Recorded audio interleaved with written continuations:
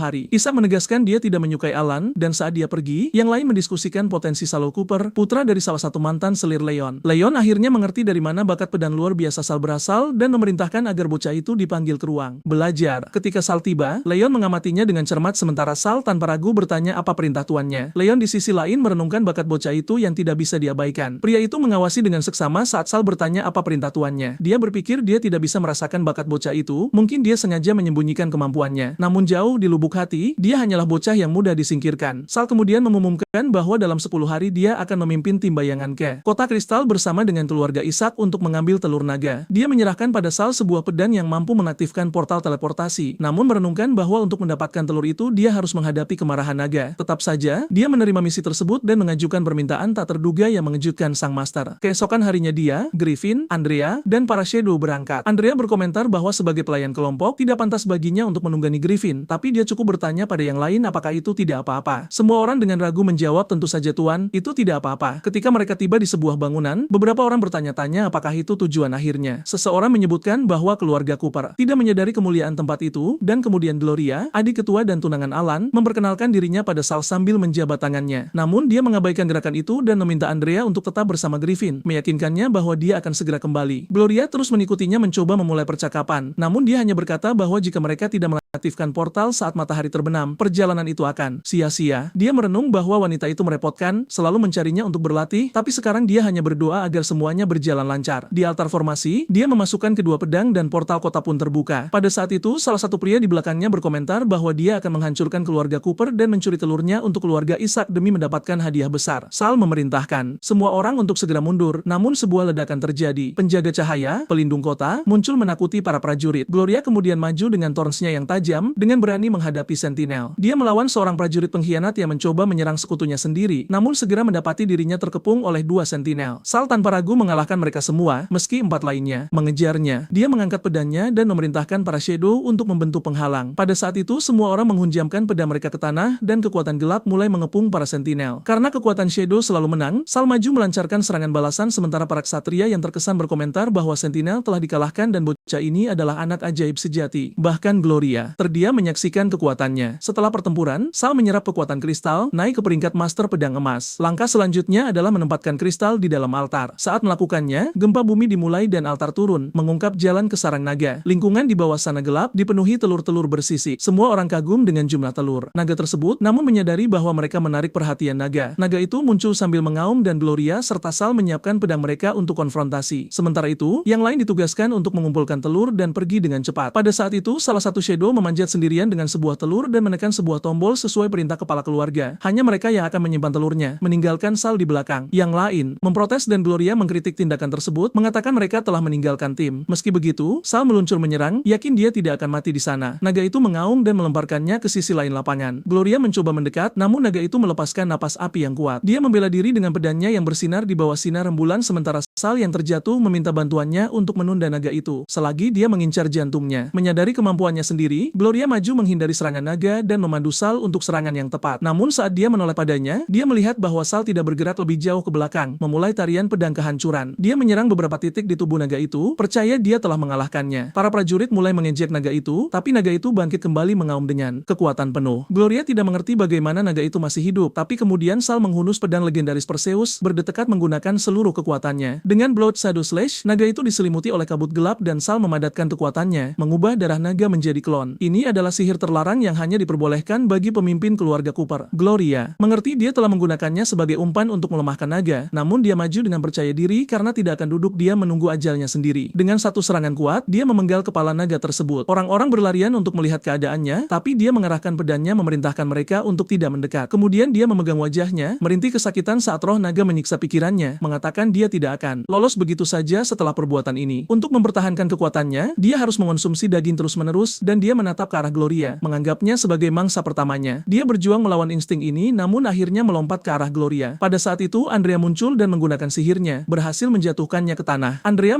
mendekat mencoba menyadarkannya saat dia tenggelam semakin dalam, di dalam kegelapan. Setelah beberapa lama, dia akhirnya terbangun di luar. Andrea menjelaskan bahwa dia telah menggunakan sihir pemurnian dan berkat itu dia tidak akan berubah lagi. Dia mengungkapkan bahwa dia membawa satu-satunya telur naga yang tersisa dan pengkhianat yang telah mengacaukannya telah ditangkap oleh yang lain. Dia meyakinkan Sal bahwa dia tidak menyebutkan soal telur itu kepada keluarga dan memberitahu bahwa Gloria telah pergi, jadi misi Sal bisa dianggap selesai. Sal berterima kasih kepada Andrea, berkomentar bahwa dia tidak terlalu khawatir tentang telurnya. Rencana awalnya adalah membawanya ke tempat yang aman dan membuat keluarga percaya bahwa dia telah mati secara tidak sengaja sehingga dia bisa meninggalkan keluarga dengan aman. Pada saat itu dia berteriak kepada Griffinnya, "Kemari kau burung terkutuk, tidak bisakah kau menangani tugas sederhana?" Griffin itu berkotek seolah meminta maaf sementara Andrea menjelaskan bahwa Griffin itu khawatir dan bersikeras mengikutinya. Sal yang kesal bertanya pada Griffin apakah ia akhirnya belajar cara merespons. Saat itu dua pria memanggil Sal Cooper dan menghunus pedang mereka. Sal bertanya-tanya apakah mereka akhirnya menunjukkan niat yang sebenarnya. Dia curiga mereka mungkin mencoba mencuri telur naga itu, namun dia terkejut saat salah satu dari mereka, si gigi kelinci dan pria gemuk lainnya melenyapkan sang pengkhianat. Mereka kemudian berlutut di depan Sal mengatakan, "Tuan muda, tolong maafkan kekasaran kami sebelumnya. Jika bukan karena Anda, kami pasti sudah ditinggalkan." Semua prajurit Shadow lainnya juga membungkuk menyatakan kesetiaan kepada Sal sampai mati. Dia yang bingung dan lapar tidak mengerti alasan pengabdian tersebut. Andrea memanggilnya dan menunjuk ke belakangnya. Telur naga itu mulai retak dan dalam sekejap cangkangnya pecah dan seekor naga mini iblis terbang keluar. Semua orang terkesan dengan kelahiran naga itu. Sal mengangkat tangannya dan dengan suara tegas bertanya apakah naga itu mau menerimanya sebagai majikannya. Naga itu mendarat di sampingnya, membiarkannya mengelusnya, menandakan penerimaannya. Pria-pria di sekitarnya berseru, naga iblis itu telah dijinakkan oleh Master Sal. Mereka mengucapkan selamat atas peliharaan barunya bersama sang Griffin, dan sejak hari itu kekuatan pemberontak Sal Cooper melawan keluarga lahir. Matahari terik di kastil saat seorang bocah bertanya pada ibunya kapan dia bisa pergi ke pacuan kuda. Ibunya menjawab segera setelah ayahnya selesai bekerja. Pada saat itu sang ayah tiba, melemparkan berkas ke meja dan menggerutu bahwa semua yang diinginkan bocah itu hanyalah bersenang-senang. Dia berkomentar dengan kesal bahwa Sal Cooper tidak hanya membunuh naga iblis tapi juga menjinakkan keturunannya. Sang ibu membela putranya, bertanya mengapa suaminya begitu kesal pada seorang anak, mengatakan bahwa jika Alan yang dikirim menggantikan Sal, dia mungkin akan melakukan hal yang sama. Sambil memegang tangan putranya, sang ibu berkata, "Tinggalkan saja si tua bangka itu. Ayo ikut ibu ke pacuan kuda hari ini." Mereka pergi dan bocah itu bertanya apakah mereka bisa memacu cambuknya. Sang ibu dengan kipas di tangannya bertanya pada pelayan tentang kemajuan penelitian sihir perampasan, mantra yang mampu menghilangkan kemampuan telepon seseorang. Pelayan itu memberitahunya, jangan khawatir nyonya, penelitian telah berhasil diselesaikan. Sekarang kita hanya perlu mencari seseorang dengan bakat peringkat S untuk mengujinya. Dia kemudian melihat sekeliling dengan ekspresi aneh, memuji rencana tersebut karena kali ini dia akhirnya akan menyingkirkan bocah itu. Adegan beralih ke 5 tahun kemudian, Andrea berkata bahwa setelah ini dia akan sepenuhnya murni dan tidak akan dikorupsi oleh iblis di masa depan. Selain itu, dia akan bisa menggunakan seluruh bakat ilmu pedangnya. Sal berterima kasih pada Andrea sambil duduk, dan Andrea yang kini sudah dewasa menjawab bahwa dialah yang seharusnya berterima kasih karena dia sangat menyukai tongkat sihir yang dia terima. Pada saat itu mereka berdua menyadari ada bayangan di jendela. Sal membuka jendela dan bertanya siapa yang ada di sana. Saat siluet itu melarikan diri mereka menyimpulkan itu mungkin sang pelayan. Saat itu seseorang membuka pintu. Itu adalah si gigi kelinci dan si gemuk mengatakan mereka telah merencanakan segalanya sebagaimana mestinya. Mereka berlutut dan mengungkapkan bahwa mereka secara diam-diam mengikuti pelayan itu dan menemukan bahwa dia baru saja memanggil penyihir kegelapan untuk upacara yang akan berlangsung dalam 3 hari. Mereka menjelaskan bahwa pelayan itu mengungkapkan kepada para penyihir bahwa dia telah menemukan target lain dengan bakat level S yang mampu merapalkan sihir tingkat sangat tinggi. Sal merenungkan bahwa upacara itu memang akan terjadi dan bertanya-tanya mengapa mereka tidak datang langsung kepadanya tetapi justru memilih target lain dengan bakat setinggi itu. Mungkin target itu adalah Andrea sendiri. 3 hari kemudian seseorang mengeluh budan itu berantakan dan memutuskan untuk merapikannya dengan sihir. Pada saat itu pelayan itu muncul secara sembunyi-sembunyi di belakang Andrea dan meletakkan kain di atas mulutnya menyebabkan dia kehilangan kesadaran sedikit demi sedikit. Tak lama kemudian mereka berada di tengah ritual. Andrea diikat, dikelilingi oleh penyihir kegelapan dengan pelayan di sampingnya mengucapkan kata-kata mengerikan. Dia menjelaskan bahwa dengan menggabungkan darah dari kepala dan jantungnya di lingkaran sihir, bakatnya akan berpindah padanya. Namun saat dia mengangkat pisau, Andrea tiba-tiba menghilang. Dia kemudian muncul kembali di belakangnya, mengungkapkan bahwa itu semua adalah ilusi sihir karena Andrea tidak naif yang mereka kira. Dia mengaktifkan sihir Starlight Chain-nya yang menyelimuti pelayan itu dan menjebatnya. Dia mengejeknya mengatakan, "Ah, gadis pintar, kau akan lihat saat nyonya mengetahuinya." Tapi dia segera menyadari bahwa yang dia takuti adalah Sal sendiri yang akan segera tiba. Sal muncul mempertanyakan mengapa semua orang berdiri diam dan mengapa mereka belum menyerang Andrea. Sementara itu, Andrea memikirkan apa yang dikatakan Sal padanya sebelumnya. Sekarang, tutup saja matamu. Pada saat itu mereka mendengar raungan dari sisi lain. Seekor naga raksasa dan seekor griffin muncul menyebabkan kepanikan di antara para penyihir. Para penyihir yang putus asa bertanya-tanya apa yang akan terjadi. Griffin menyerang kaki mereka sementara naga menerjang yang lain sambil mengaung dan menyemburkan api. Pelayan itu menganggap bahwa mungkin keduanya menuju langsung ke arah mereka. Pada saat itu Sal muncul dengan gaya khasnya dan rambut liar, memegang pedangnya di depan lelaki tua itu, menuntut untuk tahu mengapa Andrea menjadi sasaran. Lelaki tua itu mengakui bahwa sihir perampasan hanya bisa digunakan sekali per target dan untuk memastikan Alan mewarisi bakat tersebut mereka memilih Andrea untuk eksperimen itu. Menyadari niat mereka, ekspresi Sal menjadi gelap karena marah, menyatakan dia tidak bisa memaafkan pelayan itu atas tindakan ini. Dia mengiris tangannya sambil bersumpah. Sebuah sumpah bayangan untuk memastikan bahwa sekembalinya ke keluarga utama, dia akan melaporkan bahwa tes upacara perampasan sukses dan mereka bisa segera menyerang Sal. Lelaki tua itu masih bertanya-tanya mengapa dia melakukan ini, namun Sal menjawab itu untuk mengungkap sifat asli Alan. Pelayan itu kemudian mendekati seorang nyonya melaporkan bahwa eksperimen perampasan berhasil, sementara Alan dengan nada kemenangan mengundang Nona Gloria untuk berjalan-jalan di taman. Dia menolaknya, memanggilnya bocah kotor sementara ibunya tersenyum bertanya apakah dia sangat yakin. Dia mengonfirmasi mengatakan bahwa pada bulan purnama berikutnya, yang secara kebetulan adalah upacara kedewasaan tuan muda, mereka akhirnya bisa bertindak. Sang ibu mengucapkan selamat padanya, menegaskan bahwa keinginan lamanya akhirnya akan terwujud dan Alan akan mengamankan posisinya di tahta keluarga. Sementara itu, Alan mencoba membuat Gloria terkesan yang mengabaikannya saat dia terus membual tentang menjadi pria menawan di keluarga. Dalam momen kekesalan, Gloria menodongkan pedangnya padanya, mengancamnya atas kata-kata bodohnya dan mengatakan bahwa dia adalah master gagal yang bahkan tidak pantas menjadi tunangannya. Dia bergerak untuk menyerangnya, namun Sal masuk dan menepis pedangnya, menantang Alan. Merasa malu, Alan mencoba menutupi amarahnya mengatakan dia tidak meminta bantuan siapapun. Saat itulah Gloria meraih lengan Sal sambil tersipu dan memohon padanya untuk melatihnya, mengatakan Sal harus serius mempertimbangkan permintaannya karena tidak setiap hari seseorang bisa berlatih dengannya. Di saat yang sama Alan sudah mendidih karena marah melihat Sal memenangkan hati tunangannya tepat di depan matanya. Namun, tepat pada saat itu, ibu Alan muncul di latar belakang berkata, "Alan, kembalilah ke sini dan patuhi ibumu." Dia pergi dengan cemberut mengatakan karena Nona Gloria tidak akan bergeming, dia akan pergi. Gloria balas berteriak, "Pergilah berlindung di tempat teduh dan jangan kembali." Setelah itu Gloria berkomentar bahwa sekarang pengganggunya sudah pergi, Sal tidak punya pilihan selain menerima permintaannya. Dengan agak enggan, dia menjawab, "Baiklah, aku terima, tapi kau juga harus menerima permintaan dariku juga." Permintaan Sal adalah untuk direkomendasikan kepada kakak laki-laki Gloria, Duke Isaac. Tak lama kemudian Sal berhadapan dengan sang Duke, menyatakan bahwa dia bisa menghancurkan pertunangan antara Gloria dan Alan. Namun untuk melakukannya, dia butuh pinjaman, harta karun keluarga, kotak kuil Ucera. Sal teringat bahwa di kehidupan masa lalunya, Duke Isaac adalah merasa tidak puas dengan si playboy Allen dalam aliansi dengan keluarga Cooper. Ia telah meminta pembatalan pertunangan, namun pengadilan pengadilan kerajaan menolak permohonan tersebut. Pada saat itu, sang Duk yang gira menghunus pedangnya dan mencaci bahwa Allen hanyalah bocah ingusan yang tidak tahu diri. Saul membalas bahwa justru karena jati dirinya yang sekarang, ia akan mampu menyelesaikan penderitaan jiwa yang malang ini. Melihat pedang tersebut, Saul teringat bahwa sang Duk adalah pemuda dengan bakat tingkat S. Mereka beradu pedang, dan Saul menyarankan jika pertunangan tidak bisa dibatalkan, mereka bisa menghancurkan tuan muda Allen saja. Ia menanyakan pendapat sang Duk mengenai ide tersebut. Sebulan kemudian, kepala pelayan mengumumkan bahwa segalanya telah siap, namun Saul Cooper tidak masuk dalam jajaran putra sah. Sementara itu, sang tuan muda pergi untuk menjemput saudara lainnya yang mengeluh karena tidak tahu alasan mereka dipanggil. Hal ini memperkuat posisi Allen sebagai pewaris sah, sementara yang lain hanyalah putra tidak sah dari keluarga Cooper. Seseorang kemudian memberitahu kepala keluarga bahwa para tamu telah duduk dan menunggu perintah untuk memulai upacara. Pada saat itu, Duk Ishak masuk dan melontarkan komentar. Kebetulan sekali, Duk Cooper. Haruskah kita mengobrol sebentar? Tanya Duk Ishak. Dengan nada angkuh, Duk Cooper menjawab bahwa ia tidak ingat pernah mengundang Ishak, namun ia memahami kehadirannya karena ini adalah upacara kedewasaan calon tunangan adiknya. Di latar belakang, Saul bergumam bahwa semua orang telah berkumpul dan sudah waktunya untuk membuka kotak kuil ilusori. Asisten sang Duk melangkah ke panggung dan memperlihatkan kotak tersebut, menunjukkan gerbang abisal yang terbuka dan merajuk bayangan menjadi ilusi. Semua orang menghulus pedang mereka, mengarahkannya ke arah kotak. Tiba-tiba, sebuah lingkaran sihir besar muncul dan Saul tetap diam memperhatikan. Lalu, Alan muncul dan membentaknya, "Apa yang kau lakukan di sini, bocah?" Saat itu juga, seseorang mulai mengalami mimpi aneh yang menggambarkan ruang gelap di mana Saul terikat pada salib dan dibelenggu. Alan dengan senyum sadis mengangkat pedang dan menyatakan bahwa bakat ilmu pedang Saul sekarang akan menjadi miliknya karena Saul hanyalah anak haram dalam keluarga. Andrea terbangun dari mimpi buruk itu dalam keadaan linglung dan menggunakan kekuatan starlitnya untuk merasakan bahwa ini bukan sekadar mimpi. Ia berlari menembus hutan sambil meneriakkan nama Saul dengan penuh kekhawatiran. Dalam keputusasaannya, ia melihat sesuatu di depan. Seseorang sedang memberikan segelas anggur kepada Saul. Andrea mencoba menggunakan sihirnya untuk mencegah hal buruk terjadi, namun ia terhenti oleh seseorang yang memanggil namanya. Ia berbalik dan melihat sosok lain mendekat yang langsung menyergap dan membungkam mulutnya. Pada saat itu, seorang wanita bangsawan memperhatikan dari jauh dan menyatakan bahwa rencananya akan berhasil dan Saul Cooper akhirnya akan hancur. Di balik pepohonan, Alan memberikan gelas anggur itu kepada Saul yang setelah meminumnya langsung tersungkur ke tanah. Alan merayakan kemenangannya, yakin bahwa dendamnya akan terbalaskan. Adegan beralih ke vision yang dialami Andrea dalam mimpinya. Saul terikat di salib berhadapan dengan Alan yang berkata, "Kau sudah mendapatkan dendammu, bukan, naga? Sekarang terima ini." Ia terus memukul Saul sambil mengklaim bahwa semua kemuliaan sekarang menjadi miliknya. Pada titik ini, ibu Alan tiba dan memerintahkannya untuk berhenti, mengatakan bahwa mereka harus bertindak sebelum terlambat. Kepala pelayan kemudian menyerahkan pisau kecil kepada Alan untuk menyelesaikan ritual tersebut. Dengan seringai kemenangan, Alan mendekati Saul dan mencoba menikamnya, bertekad mengambil segalanya, kekuatan, kemuliaan, dan bahkan Andrea. Namun, yang mengejutkan semua orang, Saul mulai tertawa meski sebilah pisau tertancap di dadanya. Tidak ada yang mengerti alasannya, dan ia memanfaatkan kebingungan itu untuk melepaskan diri dari belenggunya. Ia memerintahkan semua orang untuk membuka mata mereka, dan dengan petikan jari, kontrak bayangan muncul dan terlihat oleh semua tamu yang hadir. Para tamu terperangah melihat apa yang ada di depan mata mereka. Mereka menemukan bahwa bakat tingkat S milik Alan hanyalah sebuah penipuan. Ibu Alan mulai cemas, namun Alan mencoba membela diri, mengklaim bahwa itu adalah jebakan yang dipasang oleh Saul. Pada saat itu, seseorang bertepuk tangan dengan sinis dan bertanya kepada Duk Cooper apakah ia juga menganggap pertunjukan itu mengesankan. Sang Duk mengamati situasi dengan rasa tidak percaya, sementara ibu Alan berusaha membelanya dengan mengaku bertanggung jawab atas rencana tersebut. Alan terpukul hingga jatuh tersungkur. Dari seberang ruangan, Saul merenungkan betapa kejamnya situasi tersebut, sementara Alan yang terjatuh bergumam bahwa Saul hanyalah anak haram dan segalanya seharusnya menjadi miliknya. Ibunya mencoba membungkamnya, sadar bahwa mereka berada di pesta yang penuh dengan orang-orang berpengaruh. Sang ayah kemudian mengangkat pedangnya dan mengumumkan, "Keturunanku, dengarkan perintahku, konsorsium suksesi dimulai hari ini." Kelompok itu menjadi sedikit gelisah saat ia mengatakannya, karena itu berarti mereka semua memiliki hak untuk bersaing menjadi pewaris dengan cara apapun. Dengan kata lain, tidak ada aturan dan pemenang akan mengambil segalanya. Begitu ia selesai berbicara, mereka menyerbu ke arahnya sambil berteriak, "Tangkap dia!" Alan, pria berambut merah itu tertawa dan berkata bahwa ini adalah tombak legendaris keluarga Cooper. Namun, sekarang setelah situasi mencapai titik ini, ia memutuskan untuk membatalkan pertunangan antara kedua keluarga. Ia tidak ingin adiknya menikah dengan pembohong dan pria lemah. Sang ayah percaya bahwa semua ini terjadi karena kekuatan kotak watu ilusori. Tidak diragukan lagi bahwa Saul telah bersekutu dengan bocah itu. Dengan kehadiran para bangsawan, rumor apapun yang sampai ke telinga keluarga kerajaan akan merugikan keluarga Cooper. Oleh karena itu, lebih baik mundur sekarang dan menangani situasi nanti. Ia meremas tangan pria di sampingnya dan berkata, "Jangan khawatir, aku akan mengirim permintaan kepada raja dan memberinya penjelasan." Namun, pada saat itu juga, ia mengarahkan pedangnya ke arah Saul dan berkata, "Sedangkan kau, tikus kecil, kau boleh bertarung demi gelar pewaris, tapi kau tidak boleh melakukan apapun yang merusak reputasi keluarga. Jika kau melakukannya, aku akan melenyapkanmu dari dunia ini. Saul hanya menunduk dan membalas, kau pikir aku peduli dengan posisi atau mahkota ini? Jika kau ingin melenyapkanku, kenapa tidak kau lakukan sekarang? Kemudian ia mencengkeram bilah pedang dengan tangannya sendiri hingga berdarah. Bahkan para tetua keluarga pun tidak mengerti apa yang sedang ia coba buktikan. Pada akhirnya, pria itu menyerah, menyarungkan pedangnya dan berkata, ah, lupakan saja, dasar bocah gila. Tak lama kemudian, pria lain muncul dan bertanya kepada kepala keluarga, bukankah kita akan memberinya pelajaran? Namun sang kepala keluarga menjawab, tidak perlu. Dia terampil dan aku penasaran melihat apa yang akan dia lakukan mulai sekarang. Satu-satunya masalah tampaknya hanyalah kepribadian bocah itu, tidak ada yang tahu dari mana asal kebencian yang begitu besar. Kemudian di kastel pada malam hari, seorang wanita berteriak murka, siapa yang membocorkan informasi? Bagaimana bocah itu bisa tahu kita akan bertindak? Seorang pria tua menjawab bahwa ia tidak tahu. Namun pria lain masuk dan bertanya, Madam, bagaimana Anda berniat menangani pelayan ini? Bagaimanapun, dia adalah teman Saul dan kita sudah menangkapnya. Wanita itu dengan marah memerintahkan, serahkan dia pada makhluk iblis. Namun kemudian ia menyadari sesuatu yang aneh. Apakah pelayan ini baru saja menggunakan sihir? Jika tes perampasan tidak berhasil atau bahkan belum dilakukan, ia menatap pria tua itu dan berkata, Daun, kau bisa mengambil bakatnya. Mengapa kau tidak menunjukkannya padaku sekarang? Dengan ragu ia menjawab, bakatnya terlalu tinggi. Aku belum menguasainya. Tolong, Madam, beri aku waktu beberapa hari. Namun, wanita itu membalas, tidak, penggal kepalanya. Pada saat itu, para pengawal menyerbu pria tua itu dengan pedang. Ia nyaris tidak punya waktu untuk membela diri sebelum akhirnya dihabisi dengan cepat. Wanita itu bergumam, anjing yang mengkhianati tuannya tidak butuh penjelasan. Mengenai teman Saul, ia merasa penasaran dengan kemampuannya sendiri. Bagaimanapun, pelayan itu telah menggunakan sihir tanpa meninggalkan bekas luka bakar. Apakah ia memiliki tubuh, jiwa murni? Gadis dengan kondisi ini bisa menjadi wadah, dan para pria yang berpasangan dengan mereka dapat meningkatkan kekuatan mereka. Wanita itu tampaknya telah memahami sesuatu dan mulai merencanakan langkah selanjutnya. Sementara itu, Saul menatap keluar jendela dan merenung. Ia tidak menyangka bahwa setelah menekspos bakat Allen yang tidak berguna dan sifat rendahnya, itu belum cukup bagi kepala keluarga untuk menyingkirkannya. Apakah karena takut akan kekuatan di balik ibu Allen? Malam sebelumnya, wanita itu telah memastikan bahwa Saul akan tetap tinggal di kastel. Saul berpikir, dia ingin mengendalikan aku karena takut aku akan melarikan diri. Namun ia tertawa, yakin bahwa ia tidak akan pernah pergi sebelum membuat Alan merasakan semua rasa sakit yang pernah ia derita. Keesokan harinya, ia bertanya-tanya, di mana Andrea? Pada saat itu, seseorang mengetuk pintu. Seorang wanita muda masuk dan berkata, kakakku bilang kau akan mengembalikan barang itu hari ini. Karena aku sedang luang, aku segera datang. Saul menatapnya dengan dingin, berpikir bahwa jika ia mendapatkan dukungan dari keluarga Ishak, ia bisa menyingkirkan Alan dengan lebih cepat. Gadis itu menyadari tatapannya dan bertanya, kenapa kau menatapku seolah aku ini ikan? Namun Saul hanya merenungkan bagaimana sesuatu yang berharga seperti warisan keluarga memiliki begitu banyak batasan. Gadis itu menjawab, ingin tahu? Aku tidak akan memberitahumu. Kecuali, sebelum ia selesai, Saul memotong, kalau begitu selamat tinggal, silakan pergi. Wanita muda itu menjadi marah dan berteriak, Saul, aku ingin bertarung denganmu. Beberapa saat kemudian, mereka berada di arena. Ia memanggil tanaman rambat dengan pedangnya dan menyerang. Namun Saul dengan mudah menangkis dan melempar pedangnya. Saul menyatakan, kau kalah lagi.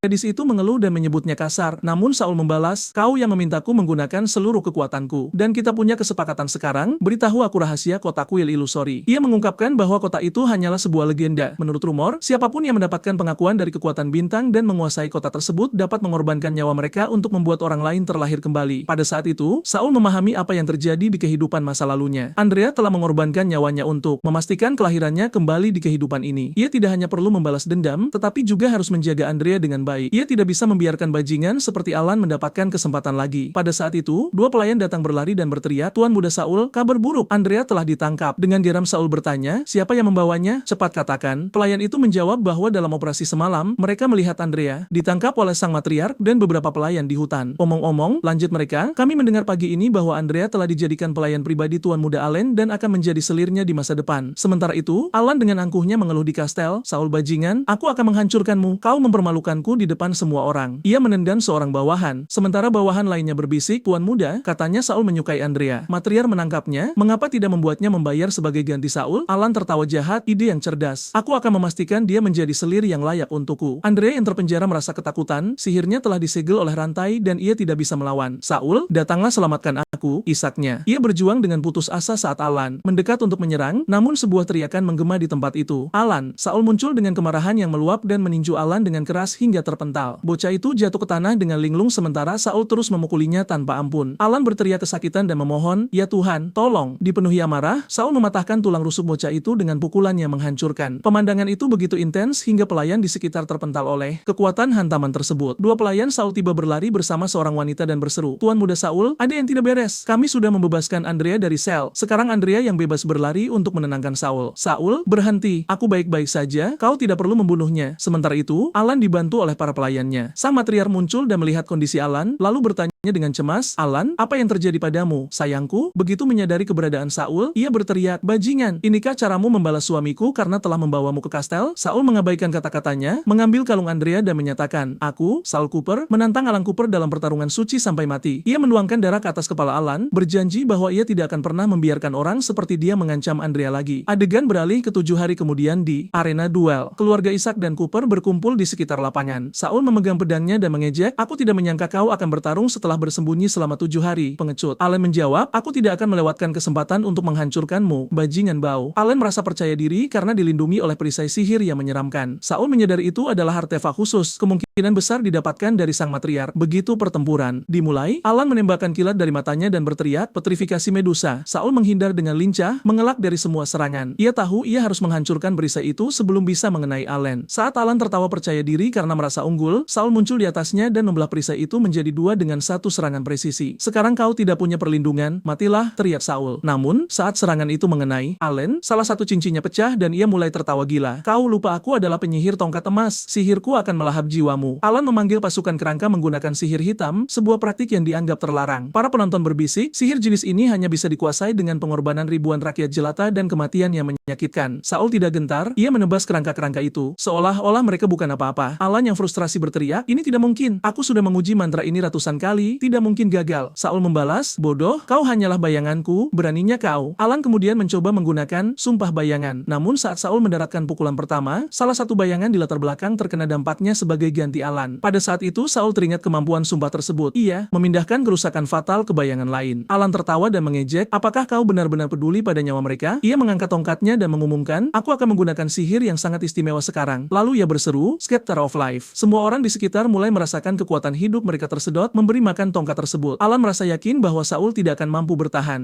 Sementara itu, Saul teringat seseorang dari masa lalunya yang pernah berkata kepadanya, "Aku menolak menjadi hewan sepertimu." Dengan tekad bulat, Saul mengaktifkan sihir terlarangnya, formasi darah. Semua orang terkejut ketika kekuatan hidup yang disedot oleh tongkat Alan justru dikembalikan. Pada saat itu, sesuatu yang kolosal muncul di langit, seekor naga raksasa yang menghancurkan penghalang dan turun sambil mengaum ke arah Alan. Penjahat itu ketakutan saat mendengar naga itu berkata, "Nikmatilah napasmu, karena ini akan menjadi yang terakhir kalinya." Di saat yang sama, naga itu mulai mengitari Saul seolah-olah mereka selaras. Keluarga Ishak menonton dengan penuh kekaguman. Apakah legenda itu benar? Mereka bilang di bawah emosi yang intens, seekor naga dapat mengubah bentuknya sepenuhnya dan meningkatkan kekuatan tuannya. Di hadapan semua orang, baju zirah naga Saul muncul disertai dengan pedang raksasa. Alan dalam ketidakpercayaan berteriak, "Ini tidak mungkin. Bagaimana dia bisa mendapatkan pengakuan dari seekor naga?" Ia mencoba menggunakan sihir hitam lagi dengan memanggil kerangka. Namun Saul membentangkan sayap naganya dan menerjang. "Sekarang kau akan menderita atas semua yang telah kau perbuat padaku," seru Saul. Ia dengan mudah menebas kerangka-kerangka itu dan langsung menuju Alan. Dengan satu tebasan presisi, lengan Alan terputus dan melayang di udara. Sang matriark yang putus asa berteriak, "Alan!" Namun Saul memotongnya, menyuruhnya untuk diam. Alan yang terluka merangka dan berteriak, "Beraninya kau melakukan ini padaku?" Saul yang dipenuhi amarah menyatakan, "Ini untuk semua bayangan yang mati karenamu, untuk bakat yang kau curi, dan untuk semua kejahatan yang kau lakukan di masa lalu dan sekarang." Ia mengangkat pedang apinya, siap memberikan serangan terakhir. Namun pada saat itu, sebuah bola cahaya muncul di antara mereka. Sang matriark sambil memuntahkan darah mendorong Alan agar menjauh. Sang patriark berteriak, "Apa yang kau lakukan, wanita?" Sementara itu, Ishak bergumam, "Matriark adalah penyihir tingkat S, di masa lalu dia sangat memukau." Matriark memanggil tombak suci sambil berkata, "Jika aku tahu dia akan menjadi monster seperti ini,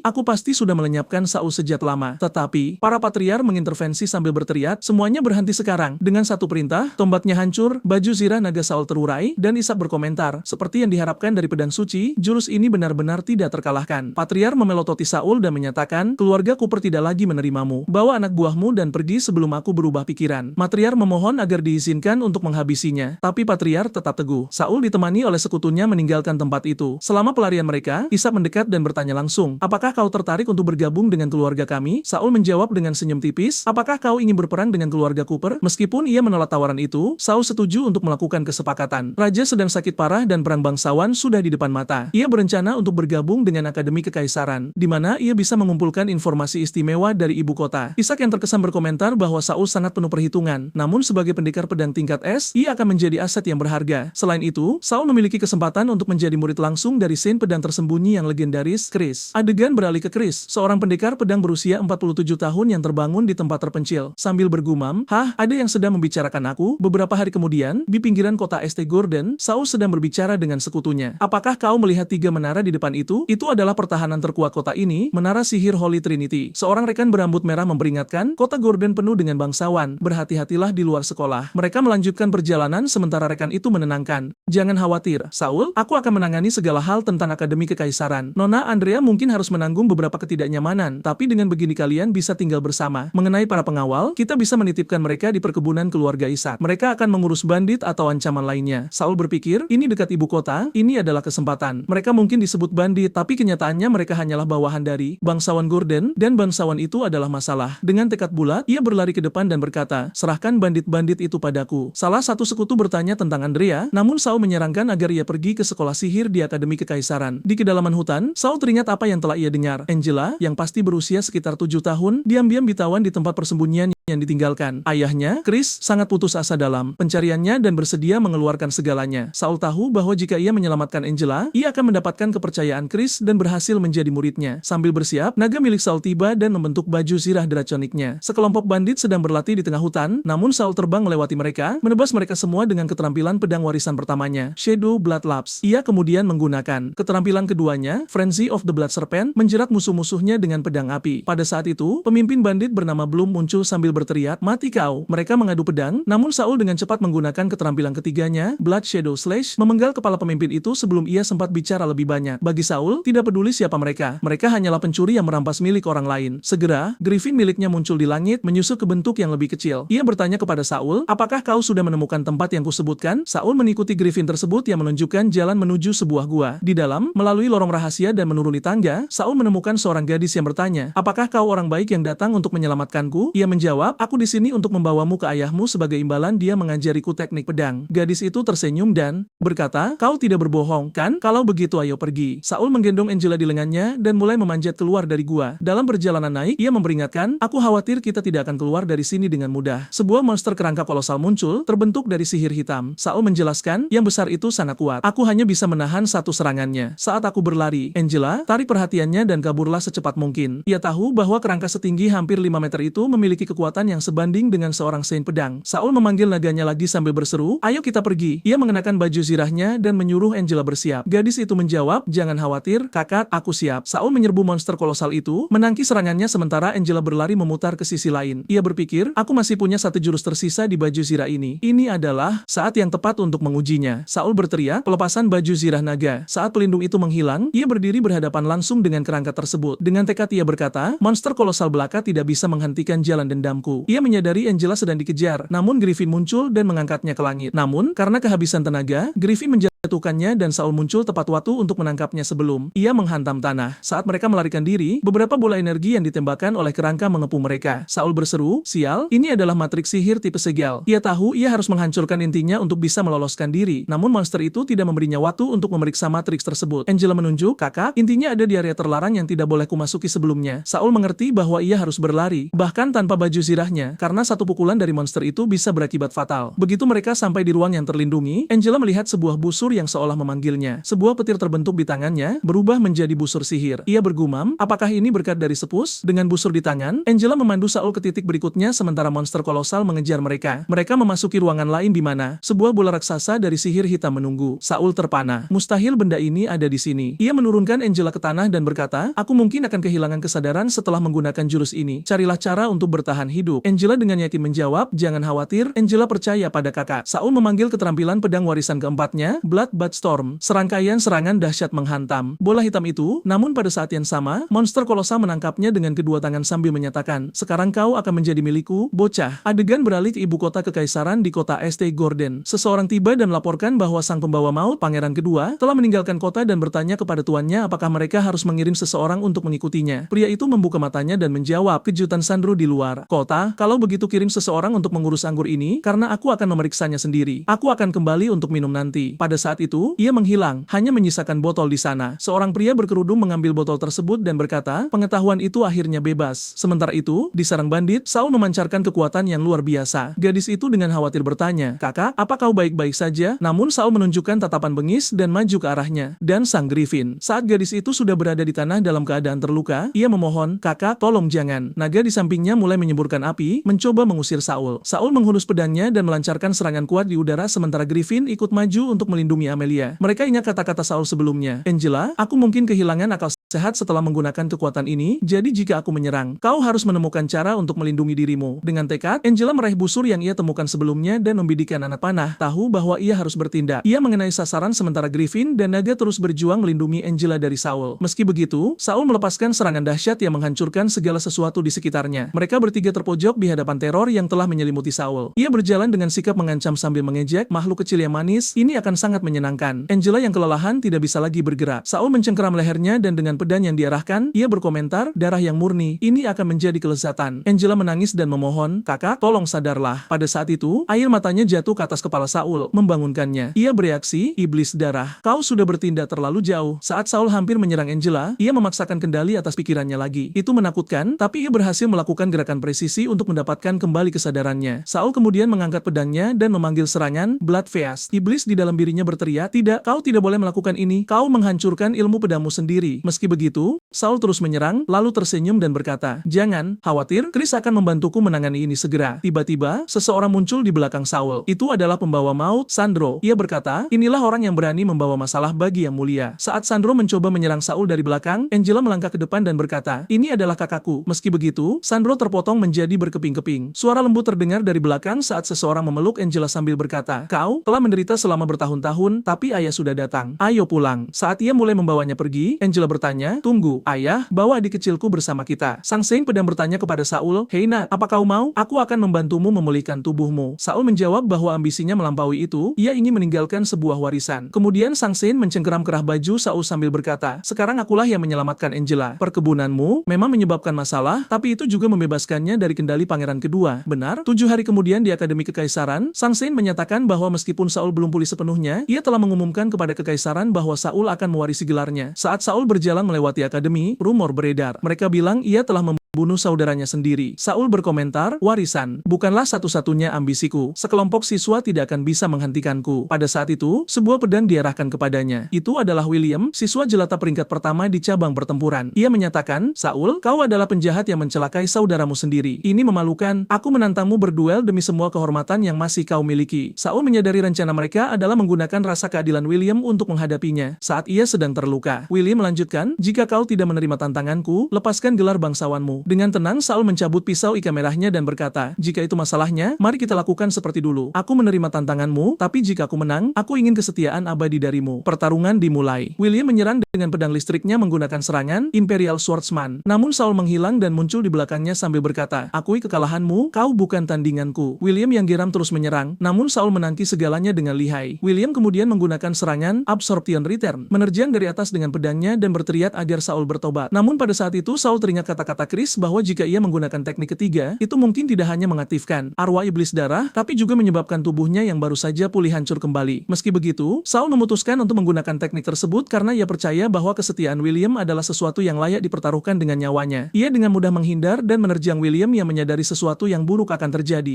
Saul sudah menodongkan pedangnya ke leher William dan melihat ekspresi putus asa di wajah lawannya, ia merasakan kebahagiaan yang sudah lama tidak ia rasakan. Namun, ia mulai tertawa tak terkendali karena iblis itu telah mengambil alih kendali tubuhnya lagi. William bahkan tidak percaya dengan apa yang dilihatnya karena aura haus darah di sekitar Saul begitu mengerikan. Orang-orang di sekitar mulai merapal mantra, menyatakan bahwa Saul jelas menggunakan sihir terlarang. Para penyihir menyiapkan pedang mereka dan menyuruh William mundur karena tidak ada lagi yang bisa dilakukan. Pada saat itu, Chris tiba dan dengan ringan menetuk kepala Saul, mengatakan bahwa Saul persis seperti dirinya saat masih muda. Menatap tajam ke arah Saul, Chris berkata bahwa memanfaatkan bahaya seseorang bukanlah gaya siswa di Akademi Kekaisaran. Ia menambahkan bahwa saat Saul pulih, akan ada banyak kesempatan untuk bertanding lagi. Semua orang tegang mendengar kata-kata Chris. Salah satu pria di belakang bertanya kepada Yang Mulia apa yang harus mereka lakukan. Ia menjawab, ingat, dia masuk akademi atas rekomendasi bangsawan, kan? Ikut aku ke aula tes misi. Pada saat itu, Andrea muncul dan bertanya kepada Profesor Kenha apakah ia bisa membantu Saul, menyatakan bahwa dia adalah satu-satunya yang mampu menangani arwah iblis darah yang memengaruhinya. Namun, Profesor menjelaskan bahwa tidak aman baginya berada di dekat Saul karena energi jahat yang terpancar. Ia melanjutkan dengan mengatakan bahwa sihir darah berbeda dari jenis sihir lainnya dan memulai penjelasan yang panjang. Sementara itu, Chris berdebat dengan Saul, mengatakan bahwa jika ia ingin menguasai ilmu pedang iblis darah melalui sihir darah, ia membutuhkan kekuatan mental, kemauan keras, dan tubuh fisik yang sempurna. Chris mengenang kesulitan 7 hari terakhir di mana ia membantu Saul pulih dan mengajarinya cara menggunakan kekuatan sihir darah untuk menggantikan kekuatan fisik dalam ilmu pedang. Tetap saja, Saul telah menggunakan tubuhnya dengan gegabah. Saul berkedip dan menjawab, tentu saja aku tahu, aku tidak naif, tapi beberapa hal memang layak untuk dipertaruhkan dengan nyawa. Pada saat itu seseorang memasuki aula. Itu adalah George Brandon, kepala tim Akademi Pertempuran. Ia menyatakan bahwa Saul Cooper adalah siswa rekomendasi bangsawan, dan menurut peraturan sekolah, ia harus menyelesaikan tes misinya dalam waktu seminggu untuk membuktikan kelayakannya tetap berada di akademi. Setelah itu George pergi, memperingatkan Chris agar tidak membiarkan skema kecilnya mengganggu ketertiban sekolah. Tentu saja, kelompok yang ingin mencelakai Saul telah menyabotase tes tersebut, mengatur tingkat kesulitan ke tingkat maksimum untuk memastikan ia gagal. Namun seperti yang diketahui semua orang, Saul Cooper akan menghadapi tantangan apapun dan mengalahkan semua yang menghalanginya demi membalaskan dendam terhadap keluarganya. Hai semuanya, apakah kalian menikmati ceritanya? Aku sangat menyukainya. Jika kalian ingin mengikuti bagian selanjutnya, pastikan untuk berlangganan saluran ini dan berikan suka. Sampai jumpa di cerita berikutnya, teman-teman.